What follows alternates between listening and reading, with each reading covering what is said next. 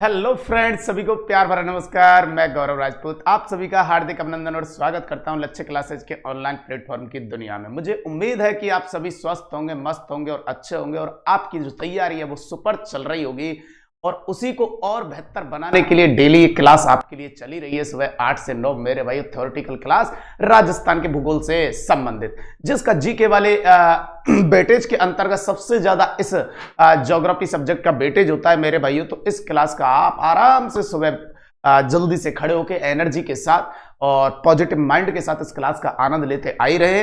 तो आज उसी क्लास को आगे बढ़ाते हुए मैं लेके आया हूं आपके राजस्थान के भूगोल के अंतर्गत जो अपना पहला भौतिक प्रदेश चल रहा था उत्तरी पश्चिमी मरुस्थलीय प्रदेश बेटा, उसकी विशेषताएं। अब इसकी विशेषताओं में क्या क्या रहने वाला है, आज ये भौतिक प्रदेश अपन पहला कंप्लीट कर लेंगे मेरे भाइयों। तो आगे बढ़ते हैं बेटा।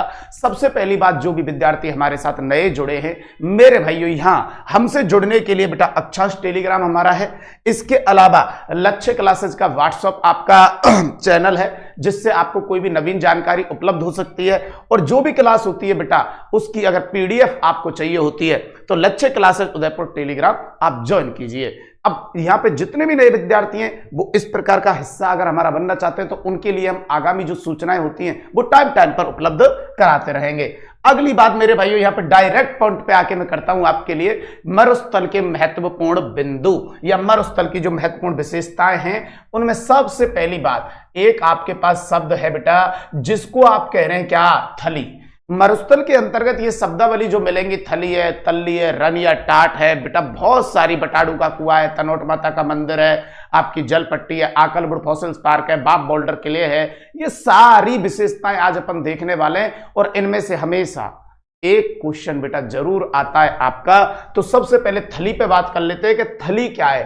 तो ध्यान रखना बेटा, मरुस्थलीय भाग के अंतर्गत, जी सर, जो ये रेत के टीले आपके पाए जाते हैं, ओके सर, मरुस्थलीय भाग के अंतर्गत जो बेटा ये रेत के टीले हैं और ये जो रेत के टीले दिख रहे हैं आपको बेटा, जिनको आप बालू का स्तूप कहते हैं, मरुस्थलीय भाग के अंतर्गत जो बेटा आपको बालू का स्तूप पाए जाते हैं, उन बालू का स्तूपों के अंतर्गत बेटा एक तो ऐसी भूमि होती है जो नीची होती है। तो बालू का स्तूपों के मध्य पाई जाने वाली बेटा जो निम्न भूमि होती है उसे तो क्या कहते हैं सर, जी सर, और बालू का स्तूप या मरुस्थल में पाई जाने वाली बेटा जो उच्च भूमि होती है, जो उच्च भूमि होती है सर, उसे क्या कहते हैं। तो इन दोनों चीजों पे अपन चर्चा करेंगे। अब सुनो, जो बेटा बालू का स्तूपों के मध्य पाई जाने वाली निम्न भूमि होती है बेटा, इसे तो कहते हैं मेरे भाइयों तल्ली। क्या कहते हैं बेटा, तल्ली कहा जाता है, ओके सर। और जो उच्च भूमि होती है मेरे भाइयों उसे कहते हैं क्या, थली। उसे क्या कहते हैं बेटा, थली। तो सिंपल सा अर्थ रहेगा, मरुस्थल में ऊंची उठी हुई भूमि या मरुस्थल में पाई जाने वाली जो उच्च भूमि रहेगी उसे अपन क्या कहेंगे बेटा, थली कहेंगे। तो यहां थली का जो मीनिंग आपको बताना है बेटा वो ये बताना है कि मरुस्थल में पाई जाने वाली उच्च भूमि, मरुस्थल में पाई जाने वाली उच्च भूमि या मरुस्थल में ऊपर उठी भूमि, मरुस्थल में पाई जाने वाली उच्च भूमि या ऊपर उठी भूमि क्या कहलाती है, तल्ली। अब इंपॉर्टेंट बात यह आती है बेटा, जहां से यह भूमि ऊंची उठी होगी बताइए वो ऊंचाई वाला भाग होगा और वहां पे कोई भी नदी नहीं जाएगी। इसीलिए इसका सबसे ज्यादा विस्तार अगर आपको कल को देखना हो तो बेटा ध्यान रखना, इसका सबसे ज्यादा जो विस्तार देखने को मिलता है वो बीकानेर और चूरू में मिलता है इस भाग का। इसीलिए ये राजस्थान के वह जिले हैं मेरे भाइयों जहां कोई नदी प्रवाहित नहीं होती। ओके, तो बेटा थली का कल को मैं कहूं कि थली का मरुस्थल में विस्तार कहां देखने को मिलता है, तो भाई साहब इसका जो सर्वाधिक विस्तार देखने को मिलता है वो बेटा आपके बीकानेर और चूरू के अंतर्गत देखने को मिलता है। और इसीलिए मेरे भाइयों राजस्थान के वह जिले हैं जहां कोई नदी प्रवाहित नहीं होती। इसी कारण राजस्थान के वह जिले मेरे भाइयों ध्यान रखेंगे जहां कोई नदी प्रवाहित नहीं होती, जहां कोई नदी प्रवाहित नहीं होती। तो बेटा ये आपका मीनिंग जो रहेगा वो किसको लेकर रहेगा बेटा, थली को लेकर रहेगा।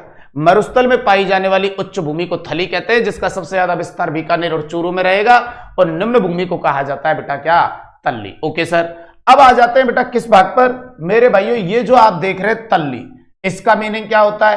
तो वो साफ साफ दिख रहा है बेटा, बालू का स्तूपों के मध्य पाई जाने वाली जो निम्न भूमि क्षेत्र होता है उसे क्या कहते हैं? तल्ली कहते हैं। ओके सर, तो यहां पे ध्यान रखेंगे बेटा, बालू का स्तूपों के मध्य,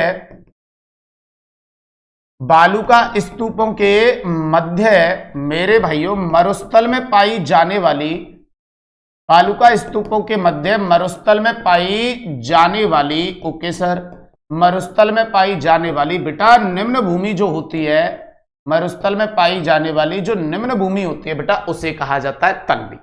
तो बताइए दोनों शब्द आपको क्लियर हैं?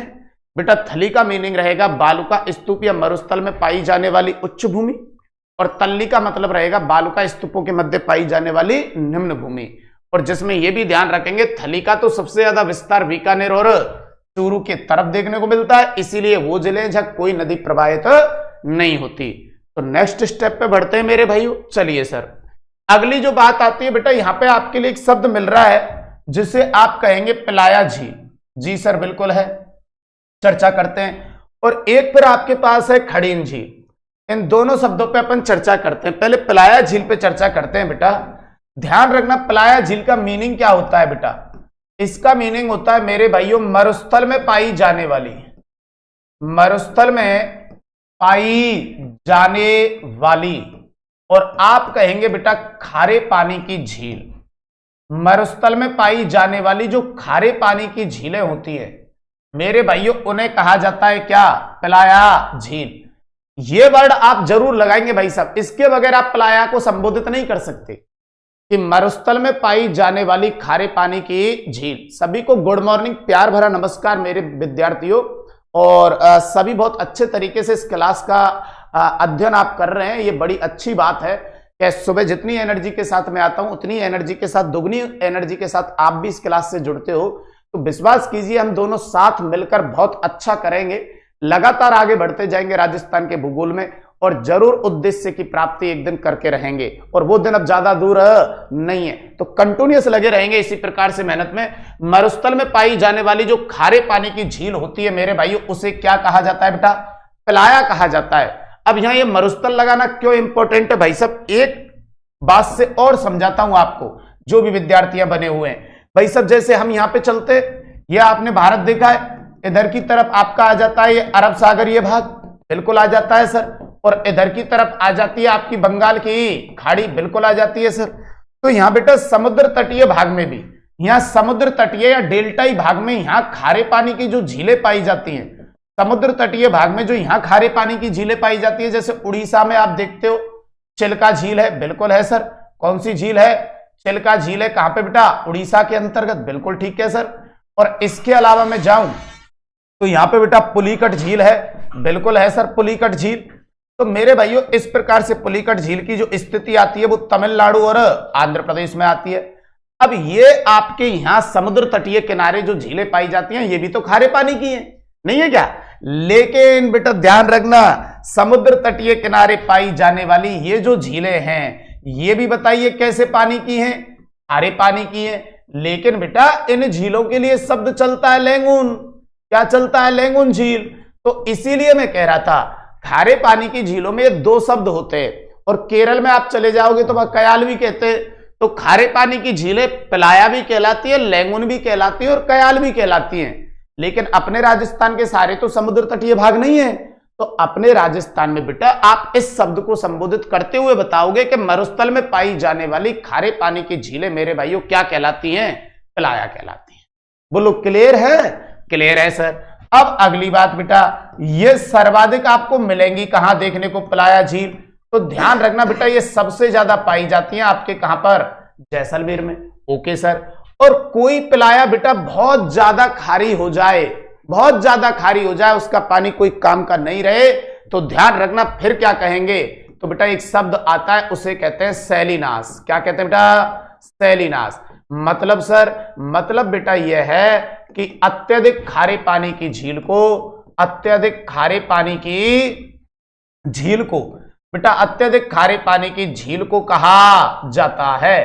तो बेटा जब अत्यधिक खारा पानी हो जाए पिलाया झील का और कोई काम नहीं आए मेरे भाइयों, वो मानव उसका काम उपयोग नहीं ले पानी का, तो फिर उस अत्यधिक खारे पानी की झील को बेटा ये भी ध्यान रखना क्या कहते हैं? सैलिनास कहा जाता है। तो अत्यधिक खारे पानी की, और बेटा वो भी कौन सी झील को, ये ध्यान रखना, प्लाया झील को क्या कहा जाता है, सैलिनास। तो मेरे हिसाब से आपको प्लाया समझ में आ गई होगी। मरुस्थल में पाई जाने वाली खारे पानी की झील प्लाया कहलाती है, सबसे ज्यादा जैसलमेर में रहेगी। और समुद्र तटीय किनारे पाई जाने वाली खारे पानी की झील जो कहां मिलेंगी मेरे भाइयों, समुद्र तटीय, समुद्र तटीय किनारे, ओके सर, पाई जाने वाली। तो समुद्र तटीय किनारे पाई जाने वाली जो खारे पानी की झीलें होती है उन्हें लैगून कहते हैं। अब एक टाइप और मिलता है मरुस्थल में जिसे हम कहते हैं खड़ीन झील। अब सर ये क्या होता है खड़ीन, तो इस पे भी चर्चा कर लेते हैं। आइए भाई साहब, आपके मरुस्थल के अंतर्गत आपके पालीवाल ब्राह्मणों के द्वारा बनाई गई झीलों को क्या कहा जाता है, खड़ीन झील। तो ध्यान रखेंगे भाई साहब, मरुस्थल में मेरे भाइयों, कहां पर, मरुस्थल में, जी सर, तो मरुस्थल में पालीवाल, मरुस्थल में पालीवाल, ओके सर, मरुस्थल में बेटा पालीवाल ब्राह्मणों के द्वारा, पालीवाल ब्राह्मणों के द्वारा बनाई गई झील। तो मरुस्थल में पालीवाल ब्राह्मणों के द्वारा बनाई गई जो झील हैं बेटा उन्हें क्या कहते हैं, खड़ीन झील कहते हैं। तो पालीवाल ब्राह्मण आते ही फिर मरुस्थल में पूछे उन झीलों को क्या कहते हैं, तब तो खड़ीन कह देना। और पालीवाल नहीं हो, डायरेक्ट पूछे मरुस्थल में पाई जाने वाली खारे पानी की झील है, तो फिर आप प्लाया कह देना। ठीक है सर। और ये भी बेटा सबसे ज्यादा जो पाई जाती हैं, ये भी बेटा सबसे ज्यादा आपकी पाई जाती हैं कहां पे, जैसलमेर में। तो बेटा ये दोनों आपकी विशेषताएं जो हैं वो कंप्लीट है, एक प्लाया और एक खड़ीन झील। क्लियर हो गया होगा मेरे भाइयों, जी सर। अब चलते हैं बेटा अगले पॉइंट के ऊपर, चलिए। और अगला पॉइंट है मेरे भाइयों आपके सामने ये रहा, जिसे आप कहेंगे बेटा खड़ीन कृषि। अब मेरी बात को बहुत अच्छे से सुनना, आपके द्वारा या पालीवाल ब्राह्मणों के द्वारा मरुस्थल में एक झील बनाई गई थी, और मेरे भाइयों पालीवाल ब्राह्मणों के द्वारा बनाई गई ये जो झील थी, ध्यान देना बेटा, ये आपके पालीवाल ब्राह्मण, और पालीवाल जो ब्राह्मण आपके यहां पे झील बना रहे थे, पालीवाल ब्राह्मणों के द्वारा जो बनाई गई ये झील थी, इस झील को बेटा अपन ने क्या बोला है, तो सर इस झील को अपन ने बोला है खड़ीन झील। ओके। अब बेटा ये जो खड़ीन झील है, ध्यान देना, ये जो मेरे भाइयों खड़ीन झील है, धीरे धीरे जब इसका पानी बेटा सूख जाता है, धीरे धीरे जब इसका पानी क्या हो जाता है, सूख जाता है, तो इसका पानी सूखने के बाद जब इस जमीन में थोड़ी बहुत नमी बचती है, तो मेरे भाइयों इस भूमि को जोतकर, बेटा इस भूमि को जोतकर, मेरे भाइयों इस भूमि को जोतकर बेटा जो कृषि की जाती है ना, उस कृषि को कहते हैं भाइयों क्या, खड़ीन कृषि। अब बताइए खड़ीन कृषि की शुरुआत करने का श्रेय मैं किसको दे दूंगा, पालीवाल ब्राह्मणों को। सर क्यों, क्योंकि पालीवाल ब्राह्मणों के द्वारा ही खड़ीन झील बनाई गई थी, और खड़ीन झील का पानी जब सूख जाता है तो उसके बाद उस भूमि को जोतकर जो कृषि की जाती है उसे क्या कहते हैं बेटा, खड़ीन कृषि कहते हैं। अब इस खड़ीन कृषि की मैं कहूं कि शुरुआत कब हुई, तो बेटा इस खड़ीन कृषि की शुरुआत हुई 15वीं शताब्दी में। और भाई साहब किसके द्वारा की गई, तो आप बताएंगे सर पालीवाल ब्राह्मणों के द्वारा की गई, पालीवाल ब्राह्मणों के द्वारा की गई। ये कृषि बेटा आपसे पूछा जाए सर्वाधिक कहां की जाती है, तो आप कहेंगे सर जैसलमेर में की जाती है। और इसमें सबसे ज्यादा फसल उत्पादन में क्या होता है, तो बेटा फसल उत्पादन में इसमें सबसे ज्यादा बोया जाता है गेहूं। हालांकि वो पूर्वी राजस्थान की तुलना में उत्पादन में कम होता है, लेकिन उधर पूर्ति हो जाती है। तो बेटा इसे कहते हैं खड़ीन कृषि। किस प्रकार से समझोगे, आइए। मरुस्थलीय क्षेत्र में बेटा प्लाया झीलों की भूमि को जोतकर की जाने वाली कृषि, तो प्लाया नहीं बेटा, कौन सी भूमि को जोतकर, ध्यान रखना, खड़ीन झीलों की भूमि को जोतकर, खड़ीन झीलों की भूमि को जोतकर की जाने वाली कृषि को बेटा क्या कहते हैं, खड़ीन कृषि कहते हैं। क्या कहते हैं बेटा, खड़ीन कृषि कहते हैं। इसकी जो शुरुआत है वो कब हुई है, 15वीं शताब्दी में। किसके द्वारा, पाली से आए पालीवाल ब्राह्मणों के द्वारा। सर्वाधिक कहां पे की जाती है, जैसलमेर मेरे भाइयों, जी ओके बेटा। और सर्वाधिक फसल उत्पादन में रबी की फसल में पहले पे गेहूं और सेकंड पे चना बोया जाता है। तो सबसे ज्यादा अगर पूछे कि आपकी खड़ीन कृषि में रबी खरीफ जायद में से कौन सी फसल बोई जाती है, तो ध्यान रखना बेटा कौन सी बोई जाती है रबी बोई जाती है। बोलो क्लियर। तो ये रहेगी आपकी खड़ीन कृषि। चलिए अगला पॉइंट आपके पास है मेरे विद्यार्थियों, और वो है आपका रन या टाट। अब सर रन या टाट क्या होता है, तो बेटा समझना अच्छे तरीके से कि आपका मरुस्थल है, ओके सर, इस मरुस्थल में मेरे भाइयों पाई जाने वाली, अब बेटा इस मरुस्थल में पाई जाने वाली कैसी भूमि होनी चाहिए जिसको आप रन या टाट कह दोगे? तो मरुस्थल में पाई जाने वाली एक तो दलदली स्थिति की भूमि होना कंपलसरी है, दलदली। और दलदली भूमि कभी कृषि की दृष्टि से उपजाऊ नहीं होती, तो फिर वो अनुपजाऊ होनी चाहिए और वो लवणीयता से युक्त होनी चाहिए। ये तीन कंडीशन अगर रहेंगी तो आप क्या कह दोगे? रन या टाट। ध्यान रखना। तो मरुस्थल में पाई जाने वाली कैसी भूमि बेटा? दलदली प्लस कैसी? अनुपजाऊ, अनुपजाऊ और प्लस बेटा लवणीयता से युक्त, लवणीयता से युक्त। तो मरुस्थल में पाई जाने वाली भाई साहब दलदली, अनुपजाऊ, लवणीयता से युक्त जो भूमि होती है, भूमि बेटा ध्यान रखना रन, टाट या ढाड़, इसी को बेटा ढाड़ भी कहते हैं, रन, टाट या ढाड़ कहलाती है। तो मरुस्थल में पाई जाने वाली दलदली, अनुपजाऊ, लवणीयता से युक्त जो भूमि होती है उसे रन, टाट या ढाड़ कहते हैं। अब दूसरी बात यहां पे ये आती है कि सर इनके कुछ प्रमुख रन टाट हैं क्या? बिल्कुल भाई साहब, प्रमुख रन की बात अगर हम करते हैं तो बिल्कुल मिलते हैं, जिनमें एक हमको मिलता है थोब नाम का रन टाट। और थोब जो मिलता है ना बेटा, ये थोब नामक रन टाट मिलता है बालोतरा में। जी सर। एक हमें मिलता है बाप और फलौदी, बाप और फलौदी नामक रन टाट, और बाप और फलौदी दोनों मिलते हैं मेरे भाइयों फलौदी के अंतर्गत। ठीक है सर। और इसके अलावा एक रन टाट है जिसे आप कहेंगे बेटा ताल छापर। जी सर। एक रन टाट है जिसे आप कहेंगे परिहारी। ताल छापर और परिहारी नामक रन टाट दोनों रहेंगे चूरू में। Okay sir. एक आता है बेटा आपका रेडाना, और रेडाना नामक रन टाट रहेगा आपका बाड़मेर में। जी सर। इसी प्रकार से मेरे भाइयों एक रन टाट आता है आपका भाकरी। कौन सा? भाकरी। जी सर। एक आता है बेटा जिसे आप कहते हैं बरमसर। Okay sir. एक रन टाट है जिसे आप कहते हैं बेटा कनौड़, कनौड़। और एक रन टाट मेरे भाइयों जिसे आप कहेंगे लबा। ये सभी रन टाट आपको देखने के लिए मिलेंगे कहां पे? जैसलमेर। और एक सबसे पॉपुलर रन टाट जिसका नाम है पोकरण। पोकरण रन या टाट या ढाड़, ये भाई साहब आपका रहेगा जैसलमेर में। और ये हर विद्यार्थी को पता है कि सर ये क्यों प्रसिद्ध है। तो पोकरण जो प्रसिद्ध है ना भाई साहब, ये परमाणु परीक्षण के लिए प्रसिद्ध है।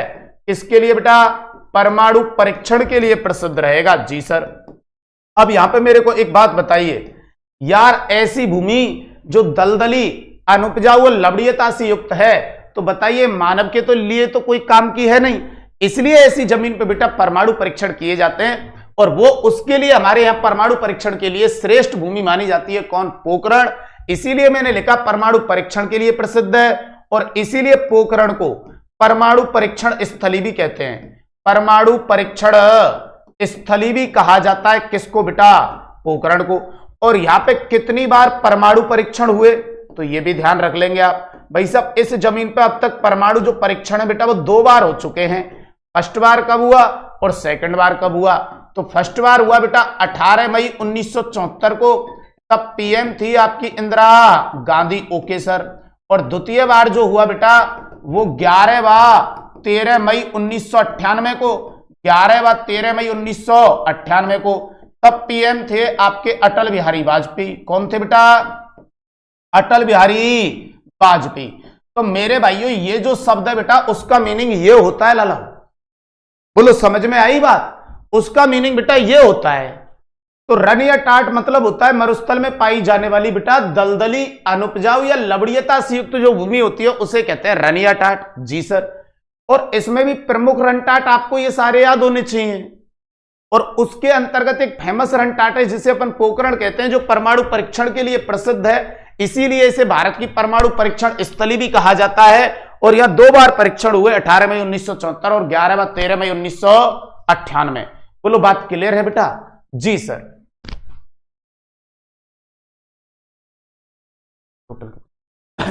चलिए, तो यहां रन टाट तक आपने क्लियर कर लिया। Okay sir. अब चलते हैं बेटा अगले। देखो ये आ गए, वो मैंने वहां पे भी लिख दिए थे लेकिन कोई बात नहीं, यहां पे भी लिखे हुए थे बेटा। ये प्रमुख रन टाटों में देखो थोब नाम का कहां पे है बेटा? तो बालोतरा के अंतर्गत है। बाप कहां पे? फलौदी में है। आपका ताल छापर कहां पे? चूरू में है। परिहारी भी कहां पे? चूरू में है। रेडाना बाड़मेर में है। भाकरी, बरमसर, कनौड़, लबा और पोकरण। और पोकरण को ध्यान रख लेना मेरे भाइयों, इसे बेटा इसे ध्यान रख लेना, इसे भारत की परमाणु परीक्षण स्थली, इसे भारत की परमाणु परीक्षण स्थली कहा जाता है। तो कभी पूछा जाए कि भारत की परमाणु परीक्षण स्थली किसको कहते हैं, तो मेरे लाडलो ध्यान रखना, भारत की जो परमाणु परीक्षण स्थली है जी, वो किसको कहा जाता है बेटा, पोकरण को कहा जाता है। बहुत बढ़िया मेरे भाइयों, देखिए जल्दी से अगर आपको ये सारी चीजें समझ में आ गई हैं तो जल्दी से इस सेशन को शेयर कर दीजिए भाई साहब, जिससे अन्य बच्चों को भी इस सेशन का लाभ मिल सके। चलिए अगले पॉइंट पे बढ़ते हैं। अगला पॉइंट है आपके पास मेरे भाइयों ये पीवड़ा। अब पीवड़ा क्या है, तो सिंपल बात अगर मैं कहूं आपसे, तो मरुस्थल में पाई जाने वाली सर्प की एक प्रजाति, जो कि मरुस्थल के पाए जाने वाले सर्पों में अत्यधिक जहरीला सर्प माना जाता है। हल्का पीला रंग का होता है, अपने आप को ऐसे वाइब्रेट करके उसी रेत में ही छुपा लेता है बेटा। तो ये थोड़ा ध्यान रखेंगे कि मरुस्थलीय क्षेत्र में पाई जाने वाली सर्प की एक प्रजाति क्या कहलाती है, पीवड़ा। सबसे ज्यादा देखने को मिलता है जैसलमेर में, रंग होता है हल्के पीले रंग का। विशेष मरुस्थलीय क्षेत्र में पाए जाने वाले सर्वाधिक सभी सर्पों में सर्वाधिक क्या माना जाता है, जहरीला सर्प माना जाता है। और एक बात इससे संबंधित ध्यान रखेंगे कि अगर यह पूछा जाए कि सर्वाधिक कहां पाया जाता है, अगर आपको जिला दिया गया है और अगर आपको अभ्यारण्य दिया गया है ऑप्शन में, तो ध्यान रखना ये जो सर्वाधिक है जिले के रूप में भाई साहब, वो तो मिलेगा आपको कहां पे, जैसलमेर में। ठीक है सर। और अभ्यारण्य की जब बात करूंगा, अभ्यारण्य में कहां पे रहेगा ये सबसे ज्यादा, तो बेटा अभ्यारण्य में रहेगा राष्ट्रीय मरु उद्यान। कहां रहेगा, राष्ट्रीय मरु उद्यान के अंतर्गत। कौन बेटा, पीवड़ा। तो पीवड़ा मरुस्थल में पाई जाने वाली सर्प की एक क्या है, प्रजाति है। जी सर। अगला क्वेश्चन मेरे भाई, सॉरी अगला क्वेश्चन, ये अगला पॉइंट पे चलते हैं बेटा। और अगला जो पॉइंट आपके पास रहेगा वो ये है जल पट्टी। अब भाई साहब जल पट्टी को बड़े अच्छे से आप समझेंगे क्योंकि यहां से काफी क्वेश्चन बनते हैं। तो सबसे पहले तो जल पट्टी का मैं आपको अर्थ बता देता हूं बेटा। इस जल पट्टी का मीनिंग क्या होता है, तो आपका एक जिला जिसे आप कहेंगे जैसलमेर, तो मेरे भाइयों जैसलमेर में पाई जाने वाली, जैसलमेर में पाई जाने वाली, और ध्यान रखना मेरे भाइयों भूगर्भिक, जैसलमेर में पाई जाने वाली भूगर्भिक जल की एक पट्टी। तो भाई साहब जैसलमेर में पाई जाने वाली भूगर्भिक जल की एक पट्टी जो है उसे कहते हैं क्या, जल पट्टी। बेटा ये अपन ने जब देखा था तब भौगोलिक शब्दावली के रूप में देखा था। ये जो चीजें आई थी उस टाइम पे एक अपन ने टॉपिक लिया था भौगोलिक शब्दावली राजस्थान की, तो उसमें सारे भौतिक प्रदेशों के महत्वपूर्ण शब्द अपन ने इंक्लूड किए थे। लेकिन अभी जो पढ़ रहे हैं अपन, अब केवल वो शब्दावली पढ़ रहे हैं बेटा जो मरुस्थल में आती हैं, समझ गए। और कल से स्टार्ट होगा अपना अरावली पर्वतमाला, तो इसलिए थोड़ा ध्यान दें कि ये सारी जो शब्दावली अभी मैं करा रहा हूं ये मरुस्थल की है। उस दिन मैंने पूरे राजस्थान की भौगोलिक शब्दावली को कंप्लीट किया था। ठीक, तो जल पट्टी या लाठी सीरीज जैसलमेर में पाई जाने वाली भूगर्भिक जल की एक क्या होती है, पट्टी होती है। ठीक है, अब जैसा ये लाठी सीरीज जो है या जल पट्टी है, इसकी संरचना देखना बेटा अच्छे तरीके से। इसकी स्थिति आपको मिलेगी इन दो स्थानों के बीच में। जल पट्टी पाई जाती है आपके इस जैसलमेर के अंतर्गत पोखरण से लेके और भाई साहब मोहनगढ़ तक, पोखरण से लेके मोहनगढ़ तक ये देखने को मिलती है जैसलमेर में। ठीक है सर।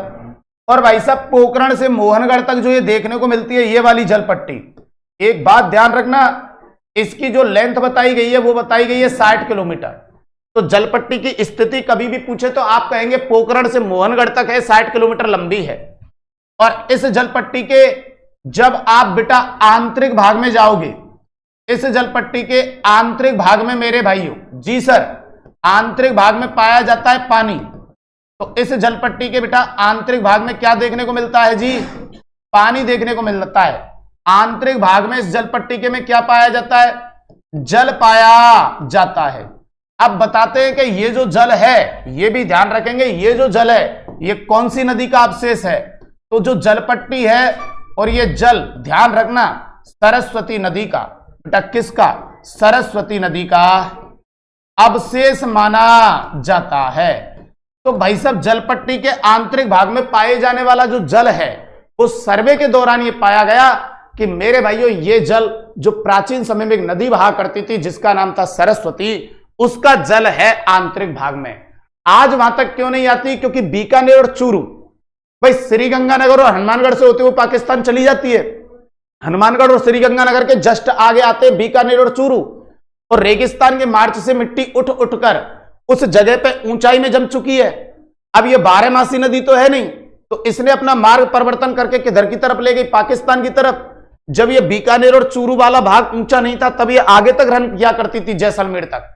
इसीलिए जैसलमेर में पाई जाने वाली ये जलपट्टी है, ये सरस्वती नदी का अवशेष मानी जाती है, ध्यान रखना। जी सर। अब अगली बात क्या सर?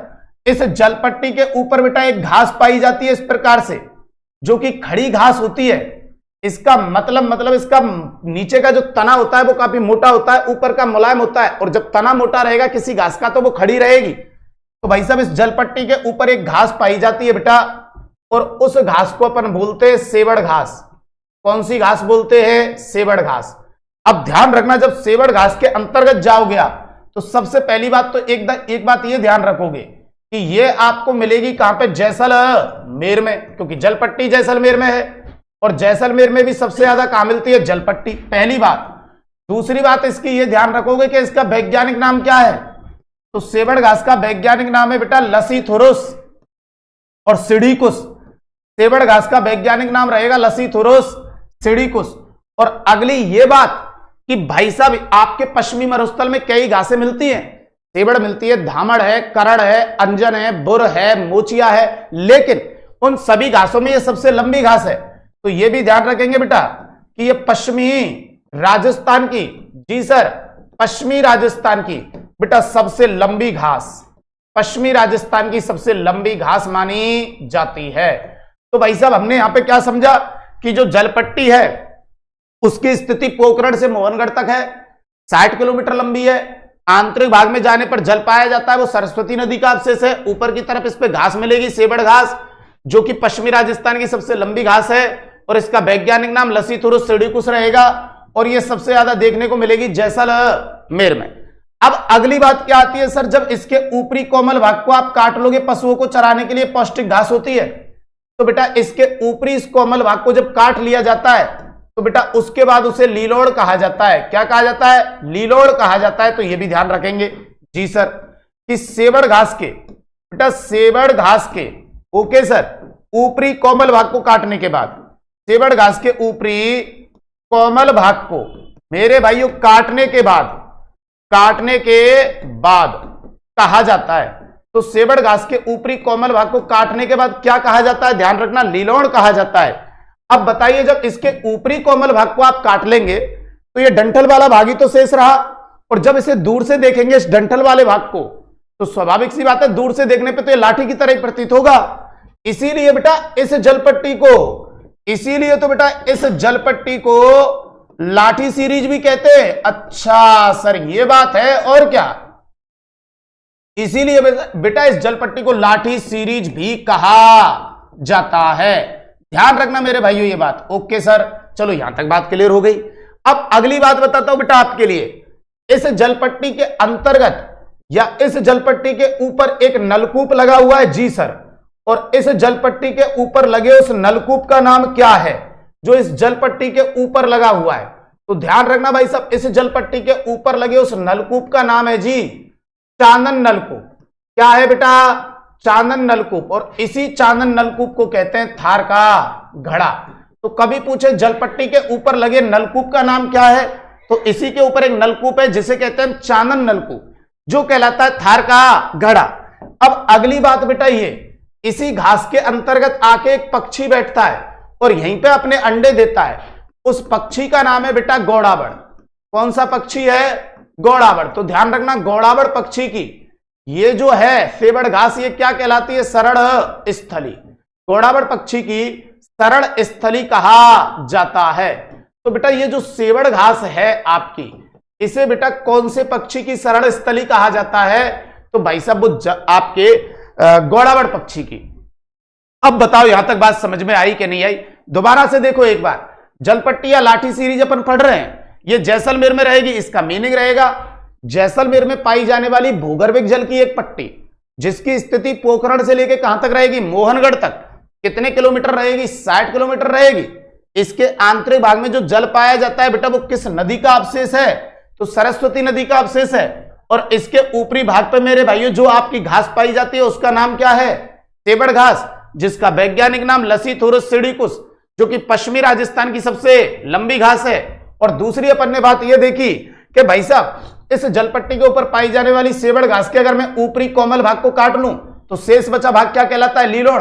अब दूर से देखने पे डंठल की तरह प्रतीत होने वाला जो भाग है उसे बेटा लाठी सीरीज, दूर से देखने पे लाठी की तरह प्रतीत होता है तो लाठी सीरीज। और इस घास में आके एक पक्षी बैठता है जिसका नाम है घोड़ावड़ पक्षी, उसकी ये शरण स्थली रहेगी। चलिए मेरे को एक बार कमेंट करके ये बताओ कि यहां तक बात आपको समझ में आई कि नहीं आई। तब तो मैं आगे बढ़ाता हूं बात को, और आ गई हो तो एक बार कमेंट करके बताओ बेटा जल्दी से। चलिए बहुत बढ़िया मेरे भाइयों, बहुत बढ़िया।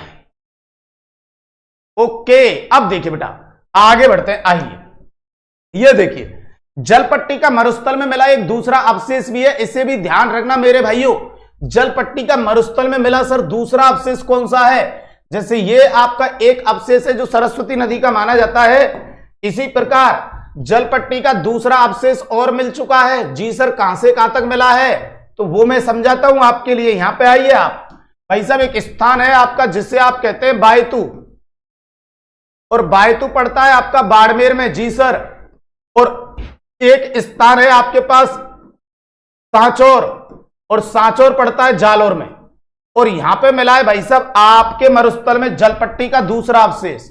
तो यह भी आपको ध्यान रखना है, करंट का क्वेश्चन हो सकता है कि जलपट्टी का दूसरा जो बेटा अवशेष मिला है वो आपके कहां से कहां तक मिला है, तो बायतू बाड़मेर से सांचौर जालौर के मध्य मिला है। तो मरुस्थल में सरस्वती नदी का दूसरा अवशेष बायतू बालोतरा से सांचौर के मध्य मिला है, ये जरूर ध्यान रखेंगे मेरे भाइयों। चलिए बहुत बढ़िया बहुत बढ़िया। अगला अब आता है आपके पास एक पॉइंट और जिसे आप कहेंगे आकलबुढ़ फॉसिल्स पार्क। अब सुनना बेटा इसके बारे में। आकलबुढ़ जो फॉसिल्स पार्क है बेटा, कल को आपसे पूछे क्या इसकी स्थिति कहां पे है, तो आप कहेंगे भैया इसकी स्थिति है सर जैसलमेर के आकल गांव में। ठीक है भाई साहब, आपसे पूछे ये आकलबुढ़ फॉसिल्स पार्क प्रसिद्ध क्यों है, प्रसिद्ध है किसके लिए प्रसिद्ध है जी आकलबुढ़ फॉसिल्स पार्क, तो आप कहेंगे प्राचीनतम वनस्पति के जीवाश्मों के लिए। भाई साहब प्राचीनतम वनस्पति के जीवाश्म, प्राचीनतम वनस्पति के जीवाश्मों के लिए प्रसिद्ध है मेरे भाइयों कौन, आकलबुढ़ फॉसिल्स पार्क। भाई साहब बुढ़ मतलब क्या होता है, लकड़ी। आकल गांव में खुदाई के समय काफी प्राचीनतम लकड़ी मिली, उनके लिए प्रसिद्ध है आपका आकलबुढ़ फॉसिल्स पार्क। दूसरी बात, ये भाई साहब जो जीवाश्म हैं या ये जो अवशेष हैं जो यहां से हमें प्राप्त हुए हैं, ये कितने पुराने समय के हैं, तो समय को कभी पूछा जाए तो ध्यान रखना जुरासिक काल कहोगे आप। कौन से समय के हैं, जुरासिक काल, मतलब लगभग आज से 18 करोड़ वर्ष पूर्व की बात है। कब की बेटा, 18 करोड़ वर्ष पूर्व की। तो आकलबुढ़ फॉसिल्स पार्क भी अपने आप में बेटा इंपॉर्टेंट पॉइंट है, ध्यान रखना। स्थिति रहेगी जैसलमेर में, प्रसिद्ध रहेगा लकड़ी के जीवाश्मों के लिए, और समय रहेगा जुरासिक काल। कितने समय पहले के, अब से 18 करोड़ वर्ष पूर्व के। तो ये दोनों पॉइंट भी ध्यान रखेंगे आप। ओके सर, अब चलते बेटा अगले पॉइंट पे। तो अगला पॉइंट आपके पास आया हुआ है जिसे आप कहेंगे बाप बोल्डर किले। अब ये जो स्थान है या बाप, ये जब अपन ऐसे पढ़ा करते थे जी सर, जब अपने पास प्राचीन राजस्थान था, जब 33 जिले हुआ करते थे तो यही स्थान था कहां पे, जोधपुर में। लेकिन अभी मेरे भाइयों आपके नवीन राजस्थान के अंतर्गत 41 जिलों के अकॉर्डिंग ये आपका आ चुका है कहां पे, फलौदी में। तो सबसे पहले तो यही ध्यान रखेंगे कि बाप बोल्डर जो किले है ये कहां पे है, फलौदी में। अब दूसरी बात ध्यान देंगे भाई साहब, यहां पे एक शब्द आया हुआ है बोल्डर। क्या, बोल्डर। तो बोल्डर का मतलब होता है लाला गोल चिकने पत्थर। बोल्डर का मतलब होता है गोल चिकने पत्थर। Okay sir. और किले का मतलब होता है बेटा मिट्टी के बारीक कण, मिट्टी के बारीक कण। सॉरी, सुनो बेटा, बोल्डर का मतलब तो होता है गोल चिकने पत्थर, और क्ले का मतलब होता है मिट्टी के बारीक कण। मैं सीधा सीधा आपको समझाने का प्रयास करता हूं। बाप नामक स्थान पर आज भी मेरे भाइयों जमीन की खुदाई अगर अपन करते हैं तो नीचे से गोल चिकने पत्थर मिलते हैं मेरे भाइयों मिट्टी के साथ। अब इंटरेस्टिंग बात यह है या दिमाग खराब करने वाली बात यह है कि वहां पे गोल पत्थर बने तो बने कैसे। तो यहां पे यह कहा गया है कि पर्मो कार्बोनिफेरस युग में इस जगह पे बर्फ का जमाव हुआ करता था, हिमानी का जमाव हुआ करता था। और हिमानी जब पिघल के नीचे की ओर आएगी तो स्वाभाविक सी बात है पानी के रूप में प्रवाहित होगी, और पानी के रूप में प्रवाहित होगी तो इन कंकड़ पत्थरों को कैसा करेगी, गोल। लेकिन रीजन ध्यान रहे, पर्मो कार्बोनिफेरस युग में यहां हिमानी या बर्फ का जमाव हुआ करता था, उसकी वजह से ये जो पत्थर है वो कैसे आकार में आए बेटा, गोल आकार में आए। तो देखो यहां से आपको पूरा डिटेल्स इसका मिलेगा। आइए, मरुस्थलीय क्षेत्र में प्राचीन समय में हिमानी या बर्फ के द्वारा जमा किए गए कंकड़ पत्थर व बारीक जो कण होते हैं, अवसाद होते हैं बेटा, उन्हें कहते हैं बोल्डर किले। और इनकी स्थिति जो देखने को मिलेगी वो फलौदी बाप के अंतर्गत। और बेटा समय ध्यान रखना, पर्मो कार्बोनिफेरस युग। भाई साहब आकलबुड़ फॉसिल्स पार्क में रहेगा जुरासिक, और इसमें जो समय रहेगा वो ध्यान रखना पर्मो कार्बोनिफेरस युग। क्लियर है? बिल्कुल, ये बहुत गजब का पॉइंट है सर आपका बाप बोल्डर किले। में फिर कह रहा हूं बेटा, इसे याद रख लेना कि बाप बोल्डर किले आपका फलौदी के अंतर्गत है। यहां खुदाई के समय या आज भी खुदाई करते तो गोल चिकने पत्थर मिलते हैं मिट्टी के बारीक कणों के साथ, और वो किसकी वजह से मिलते हैं तो यहां बताया गया है प्राचीन समय में हिमानी या बर्फ का जमाव हुआ करता था, और उसके पिघलने के बाद जब नीचे की ओर इसके द्वारा अवसाद जमा किए गए हैं तो वहां पहले तो आपके जितने भी मोटे कंकड़ पत्थर आए हैं वो जमे हैं, और उनके ऊपर फिर मिट्टी का जमाव हुआ है। इस वजह से आज भी जब खोद के निकालते हैं तो गोल चिकने पत्थर मिलते हैं। ओके, चलिए मेरे भाइयों, तो ये दोनों ही पॉइंट काफी अच्छे थे आपके लिए। अब अगला बेटा एक पॉइंट है आपके पास जिसे आप कहेंगे रेगिस्तान का मार्च। जी सर, अब रेगिस्तान के मार्च में सबसे पहले तो अर्थ क्या होता है जी? तो बेटा अर्थ होता है मेरे भाइयों रेगिस्तान का आगे की ओर बढ़ना। बेटा क्या? रेगिस्तान का आगे की ओर बढ़ना, रेगिस्तान का आगे की ओर बढ़ना, या आप रेगिस्तान यूज नहीं करो तो भले ही कह सकते हैं मरुस्थल का आगे की ओर बढ़ना क्या कहलाता है? रेगिस्तान का मार्च। अब आपसे एग्जामिनर पूछेगा ये किधर से किधर बढ़ रहा है, इसकी दिशा क्या है?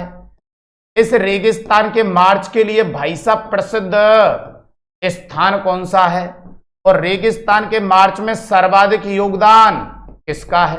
ये 3-4 चीजें आपको पता होना चाहिए। पहले तो मैंने ये बताया है अभी के रेगिस्तान के मार्च का मीनिंग होता है मरुस्थल का आगे की ओर बढ़ना। अब ये मरुस्थल कैसे आगे की ओर बढ़ रहा है वो यहां पे समझाऊंगा। आइए बेटा, ये तो अपना कौन हो जाता है?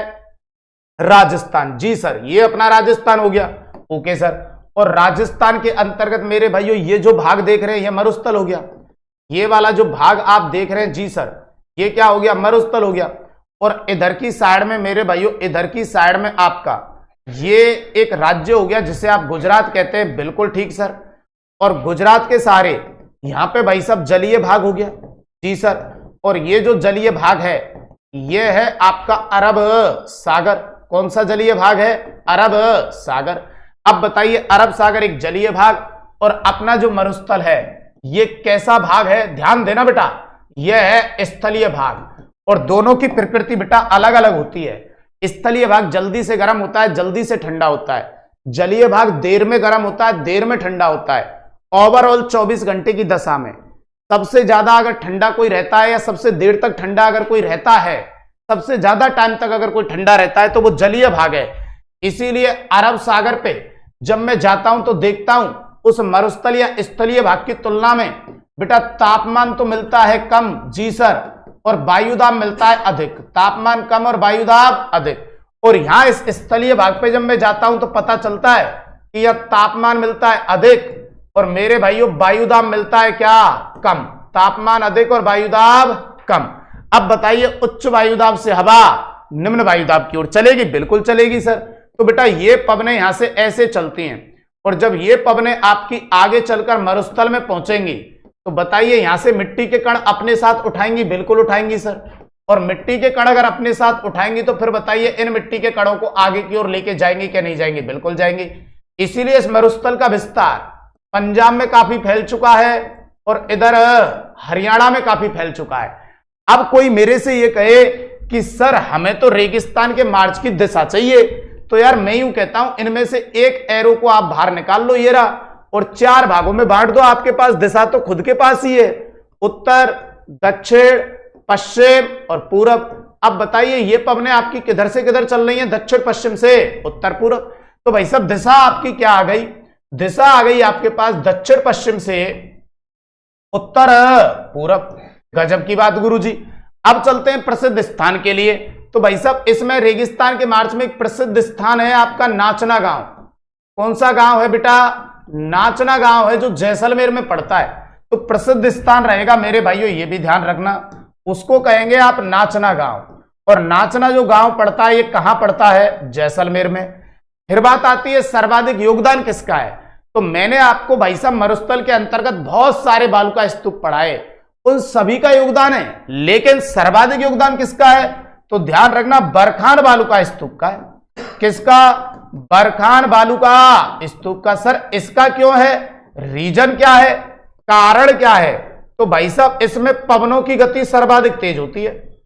पवनों की गति सर्वाधिक तेज होती है, बिल्कुल ठीक कह रहे हैं सर, पवनों की गति सर्वाधिक तेज होती है। तो बेटा इसे कहते हैं रेगिस्तान का मार्च। रेगिस्तान का आगे की ओर बढ़ना या मरुस्थल का आगे की ओर बढ़ना रेगिस्तान का मार्च। दिशा रहेगी देखो दक्षिण पश्चिम से उत्तर पूरब। प्रसिद्ध स्थान रहेगा नाचना गांव जैसलमेर। और सर्वाधिक योगदान देगा कौन सा बालुका स्तूप? तो बरखान बालुका स्तूप, क्योंकि उसमें पवनों की गति तेज होती है। बोलो बात क्लियर है? ओके। अब चलते बेटा अगले पॉइंट पे मेरे भाई। और अगला पॉइंट क्या है?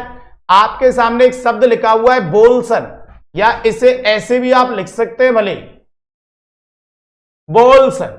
अब सर बोल्सन क्या होता है? आइए मैं समझाता हूं बेटा।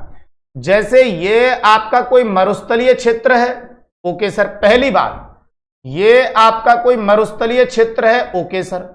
इस मरुस्थलीय क्षेत्र के अंतर्गत एक ऐसा स्थान जो चार ओर पहाड़ियों से घिरा हुआ हो, जो चारों ओर किससे? पहाड़ियों से घिरा हुआ हो। ठीक है सर, ध्यान से सुनना, ये कोई मरुस्थलीय क्षेत्र है जो भाई साहब चारों ओर से किससे घिरा हुआ है? पहाड़ियों से घिरा हुआ है। पहाड़ी, ये भी पहाड़ी और ये भी पहाड़ी और ये भी पहाड़ी, ओके सर। ऐसा कोई मरुस्थलीय भाग जो चारों ओर पहाड़ियों से घिरा हुआ है और उसके मध्य में भाई साहब आपका जलीय भाग पाया जाता है। उसके मध्य में क्या पाया जाता हो? जलीय भाग। तो बेटा ऐसी बनने वाली जो संरचना होती है मरुस्थलीय क्षेत्र में, पहाड़ियों के मध्य पाए जाने वाला जो जलीय भाग होता है, उसे क्या कहते हैं? बोल्सन। अब इसका बेस्ट उदाहरण माना जाता है कौन सी झील को बेटा? सांबर झील को इसका बेस्ट उदाहरण माना जाता है। क्यों सर? वो अभी पता चलेगा। आइए, जैसे आप पढ़ते हो कि भाई साहब जयपुर से उसमें आके एक नदी गिरती है जिसको कहते हैं आप मेंथा या मेड़ा। अजमेर से गिरती है जिसे कहते हैं रूपनगढ़। इधर नागौर से आती है, सॉरी डीडवाना कुचामन से तुरतमती, नागौर से आती है खारी और सीकर से आती है खंडेला। अब बताइए ये नदियां आके चारों ओर पहाड़ी क्षेत्र है, इसीलिए बेटा चारों ओर पहाड़ी क्षेत्र तो एक केंद्र बिंदु पे आके सारी नदियां मिल रही हैं। और जब चारों ओर पहाड़ी क्षेत्र और एक केंद्र बिंदु पे आके नदियां मिले तो बेटा वो एक प्रतिरूप और बनता है। और ऐसे प्रतिरूप को नदियों में कहते हैं क्या? अभी केंद्रीय नदी प्रतिरूप। अभी केंद्रीय नदी प्रतिरूप। हमने क्या समझा पहले उसे क्लियर करें। हमसे अगर डायरेक्ट पूछा जाए बोल्सन क्या है, तो आप कहेंगे मेरे भाइयों मरुस्थलीय क्षेत्र में पहाड़ियों के मध्य में जो जलीय भाग इकट्ठा होता है। क्योंकि जलीय भाग वहां इकट्ठा क्यों हुआ है? क्योंकि भाई साहब चारों ओर कैसे एरिया है? पहाड़ी क्षेत्र। मरुस्थल होना कंपलसरी है, ये मरुस्थल की शब्दावली है। तो मरुस्थल में पहाड़ी क्षेत्रों के मध्य पाए जाने वाला जलीय भाग क्या कहलाता है? बोल्सन। इसका बेस्ट उदाहरण कौन सी झील मानी गई है? सांबर। अब बताइए जब पहाड़ी होंगी तो बताइए वहां से नदियां निकल के किसी एक ही केंद्र बिंदु पे आएंगी, तो बेटा ऐसा नदी प्रतिरूप बनता है क्या? अभिकेंद्रीय। और जब किसी एक पहाड़ी से चार तरफ नदियां निकल के ऐसे जाएं एक केंद्र बिंदु पे मिलेंगी तो अभिकेंद्रीय, और जब एक केंद्र बिंदु से चारों तरफ निकल के जाएंगी तो अपकेंद्रीय। तो बेटा बोल्सन हमेशा किसका उदाहरण होता है? अभिकेंद्रीय। अब सुनो देखो यहां क्या दिया गया है, आपको बताता हूं। मरुस्थलीय क्षेत्र में पहाड़ियों के मध्य पाए जाने वाले जलीय भाग को क्या कहते हैं? बॉल्सन। दूसरी बात, बॉल्सन का सबसे अच्छा उदाहरण राजस्थान की कौन सी झील? कांवड़ झील। और बॉल्सन झील नदी प्रतिरूपों में बेटा देखो ये रहा, अभी केंद्रीय नदी प्रतिरूप का उदाहरण मानी जाती है। चलो बहुत बढ़िया मेरे भाइयों, बहुत बढ़िया। अगला अब आ जाते हैं सर किस पे? समगांव पे।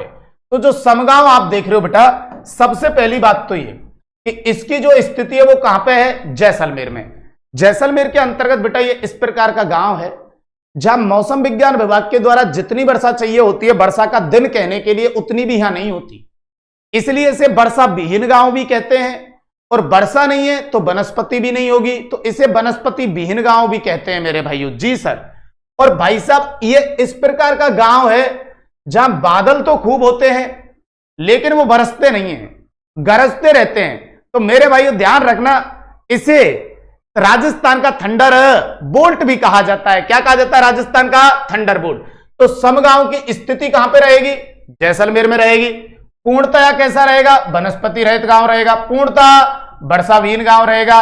और जहां बादल गरजते हो पर बरसते नहीं हो, उसे थंडर बोल्ट कहा जाता है। तो बेटा राजस्थान का थंडर बोल्ट भी किसको कहते हैं? समगांव को कहते हैं। जैसे भारत का थंडर बोल्ट मेरे भाइयों मिजोरम को माना जाता है, विश्व का थंडर बोल्ट भूटान को माना जाता है, उसी प्रकार आपके राजस्थान का थंडर बोल्ट समगांव को माना जाता है। जी सर। चलिए अगला पॉइंट मेरे भाइयों आपका पास आ जाता है कुलधरा गांव। ये स्थिति कहां पे है? जैसलमेर। भाई साहब कुलधरा गांव में वर्तमान के अंतर्गत ध्यान रखना डायनासोर, जी सर, डायनासोर व व्हेल मछली, डायनासोर व व्हेल मछली के क्या मिले बेटा? अवशेष। अब देखो बेटा इतने बड़े अगर जीवों के अवशेष मिल रहे हैं, डायनासोर है, व्हेल मछली या व्हेल मछली पे बात करें, व्हेल मछली के अगर बेटा अवशेष आपको मिल रहे हैं तो आप स्वाभाविक सी बात है कि ये फिर वापस से कंफर्म एक बार और हो जाता है कि यहाँ प्राचीन समय में जरूर कोई बड़ा सागर रहा है। इस और क्योंकि बड़े सागरों के ये आपके जलीय जीव हैं जिनको आप व्हेल मछली कह रहे हैं, तो इसीलिए व्हेल मछली के अवशेष मिल रहे हैं। तो मुझे ये क्लियर हो जाता है कि यहाँ प्राचीन समय में 101% क्या रहा है? तैतीस सागर रहा है। तो भाई साहब देखो क्या बताया गया है, स्थिति तो रहेगी जैसलमेर में। वर्तमान में इस गांव में खुदाई के समय व्हेल मछली और डायनासोर के क्या मिले हैं? अवशेष मिले हैं, जिससे पुनः यह साबित होता है कि यहाँ प्राचीन समय में क्या रहा है बेटा? तैतीस सागर रहा है। एक मेरे कहने से नोट लगा के एक बात ऐड करेंगे कि वर्तमान में मरुस्थल के जैसलमेर जिले के मेरे भाइयों एक स्थान है जेठवाई। मरुस्थल के जैसलमेर जिले के जेठवाई नामक स्थान पर डायनासोर के अवशेष, जेठवाई नामक स्थान पर डायनासोर के अवशेष मिले हैं। और भाई साहब इतने बड़े अवशेष हैं लालाओ कि भाई साहब रिकॉर्ड तोड़ दिया है। तो ध्यान रखना, इस डायनासोर के अवशेष को एक पर्टिकुलर नाम भी दिया है इनको, और वो क्या है? तो वो है थोरोसोरस और इंडिकस। भाई साहब गजब की बात हो सकती है। और समय कितना प्राचीन समय के बताए गए हैं ये? तो 16.7 करोड़ वर्ष पूर्व, 16.7 करोड़ वर्ष पूर्व के। फिर कह रहा हूं ये वाली बात वेरी वेरी मोस्ट मान लेना कि वर्तमान के अंतर्गत जैसलमेर जिले का एक स्थान है जेठवाई, जहां पे डायनासोर के अवशेष मिले हैं। और भाई साहब इतने लंबे अवशेष हैं कि चौंकाने वाली बात थी, लेकिन इनको इसी वजह से एक नाम दिया गया है, क्या? थोरोसोरस इंडिकस। तो डायनासोर के अवशेष जो जैसलमेर के जेठवाई में मिले हैं उनको क्या कहा गया है? थोरोसोरस इंडिकस। और कितने वर्ष पुराने हैं? तो 16.7 करोड़ वर्ष पुराने हैं। तो ये भी आप कुछ बातें ध्यान रखेंगे। जी सर। अगली बात आती है बेटा क्या? बटाड़ू का कुआं। जी सर। और ये बटाड़ू का कुआं आपको मिलेगा कहां पे? बाड़मेर के अंतर्गत मिलेगा। जी सर। और बटाड़ू के कुएं में कल को मैं पूछूं कि जल का स्रोत कहां से है, तो बेटा बटाड़ू के कुएं में जो जल का स्रोत है ये ध्यान रखना भूमि के आंतरिक भाग से है। ये भूमि के कहां से है बेटा? आंतरिक भाग से है। ठीक है सर। और दूसरी बात ये ध्यान रखेंगे बेटा, बटाड़ू का जो कुआं है इसका कोई उपनाम है क्या? बिल्कुल सर। तो बेटा इस बटाड़ू के कुएं को ध्यान रखना रेगिस्तान का जल महल कहा जाता है। रेगिस्तान का जल महल। जैसे चांदन नलकूप को तुम थार का घड़ा कह रहे थे, उसी प्रकार बटाड़ू का कुआं क्या कहलाता है? रेगिस्तान का जल महल। दोबारा से सुनो, बटाड़ू का जो कुआं है वो बाड़मेर में, जल का स्रोत भूमि के आंतरिक भाग से। बहुत बड़ी बात होती है मरुस्थल में आंतरिक भाग से जल का मिलना। जी सर, और इसीलिए से रेगिस्तान का जल महल कहते हैं। गजब का कुआं है, कभी देखने जाए तो मार्बल से निर्मित है भाई साहब। जी सर, तो बटाड़ू का कुआं भी आप ध्यान रखेंगे इस पॉइंट की वजह से, इस वाले पॉइंट की वजह से कि रेगिस्तान का जल महल किसको कहते हैं? बटाड़ू का कुआं। इसके बाद आता है आपके पास एक स्थान जिसे आप कहते हैं सैन्य प्रशिक्षण स्थल। क्या कहते हैं बेटा? सैन्य प्रशिक्षण स्थल, जहां हमारे सेना के जवानों के लिए प्रशिक्षण उपलब्ध कराया जाता है। तो सैन्य प्रशिक्षण जो स्थल है वो अपने राजस्थान में दो हैं। कौन कौन से हैं मेरे भाइयों? तो बेटा एक तो है उसमें पोखरण, पोखरण सैन्य प्रशिक्षण स्थल, पोखरण सैन्य प्रशिक्षण स्थल। और एक है महाजन। कौन सा? महाजन सैन्य प्रशिक्षण स्थल। भाई साहब, पोखरण सैन्य प्रशिक्षण स्थल और एक है महाजन सैन्य प्रशिक्षण स्थल। पोखरण वाला तो कहां पे मेरे भाइयों? जैसलमेर के अंतर्गत है, ठीक है सर। और महाजन वाला कहां पे? बीकानेर के अंतर्गत है। तो सेना के जवानों के लिए जो मेरे भाइयों आपका सेना के जवानों के लिए जो प्रशिक्षण उपलब्ध कराया जाता है, उसमें दो प्रशिक्षण स्थल है अपने मरुस्थल में, इनको भी ध्यान रखना। एक पोखरण और एक महाजन। महाजन सैन्य प्रशिक्षण स्थल और पोखरण सैन्य प्रशिक्षण स्थल। ऐसे नहीं आएगा तो ऐसे आ जाएगा, या आप कह सकते हैं पोखरण फील्ड फायरिंग रेंज। जी sir, Pokhran field firing range, या आप इसे ऐसे भी कह सकते हैं कि महाजन फील्ड। जी sir, Mahajan field firing range. तो Mahajan field firing range Bikaner और Pokhran field firing range Jaisalmer. तो हमारे यहां पे सेना को प्रशिक्षण उपलब्ध कराने के लिए दो रहेंगे आपके। ओके सर, और ये आपके मरुस्थल की मेरे भाइयों जो विशेषताएं थी वो यहां पे अपन ने कंप्लीट की हैं। जी सर, अब सुनिए, राजस्थान की सफलता के लिए बेटा, या राजस्थान की किसी भी भर्ती में आपकी सफलता को सुनिश्चित करने के लिए, जैसे मैं आपके जो पैटर्न पढ़ा रहा हूं वो थ्योरेटिकल है, कंटेंट उतना ही याद करना होता है मेरे भाइयों जितना हमारे लिए बहुत आवश्यक है, क्योंकि उससे कम करोगे तो आप असफलता के हाथ आओगे।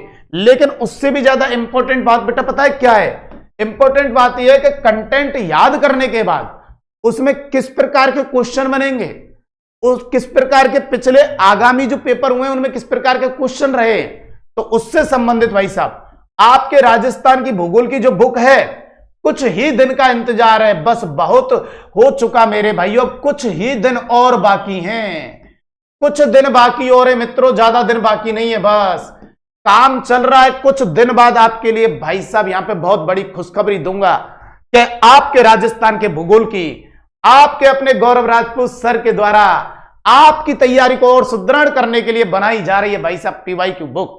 मेरे भाइयों, हर एक एग्जाम के हर क्वेश्चन को इसमें उतारा गया है, और सिर्फ क्वेश्चन नहीं, उसका पूरा व्याख्यात्मक विवरण मेरे द्वारा करा गया है। तो बस कुछ दिन और रुक जाइए मेरे भाइयों, बाकी तो राजस्थान का इतिहास, राजस्थान की कला संस्कृति, राजस्थान की राज व्यवस्था, हिंदी व्याकरण और रीजनिंग, तो जो जो भाई जिस प्रकार से तैयारी कर रहे हैं उस कंटेंट के साथ पीवाई को निकालना उतना ही इंपॉर्टेंट होता है बेटा, जिससे क्वेश्चन की प्रकृति समझ में आए और आप अपने आप में कॉन्फिडेंस अच्छा महसूस कर सको। जब परीक्षा में जाओ तो उससे पहले ये कॉन्फिडेंस आपको आ सके कि मैंने बहुत सारे क्वेश्चन निकाले, इसी प्रकार के क्वेश्चन मिलेंगे। तो ये अगर आपको पीवाईक्यू बुक लेनी है तो मेरे भाइयों किसी भी नजदीकी बुक स्टोर से जाके लीजिए, या फिर लक्ष्य क्लासेस के एप्लीकेशन पर भी बेटा उपलब्ध है, और अपनी तैयारी को सुदृढ़ कीजिए।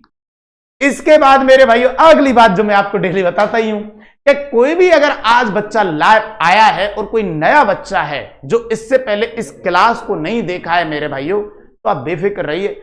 इससे पहले मैंने आपको 9 क्लास करा दी है, वहीं से 0 से स्टार्ट कीजिए। सारा प्ले लिस्ट में पड़ा हुआ है बेटा। राजस्थान ज्योग्राफी का पूरा थ्योरेटिकल अपन सुपड़ा साफ करेंगे आपके अपने गौरव राजपूत सर के साथ। और कोई भी नया बच्चा है जो आज हमारे साथ पहली बार जुड़ा है तो पीछे दिया गया जो QR कोड है इसे स्कैन कीजिए और हमारे लक्ष्य परिवार का हिस्सा बनिए। आपका स्वागत है मेरे भाइयों। तो आज के लिए इतना ही, बाकी मिलते हैं कल, तब तक के लिए जय माता दी।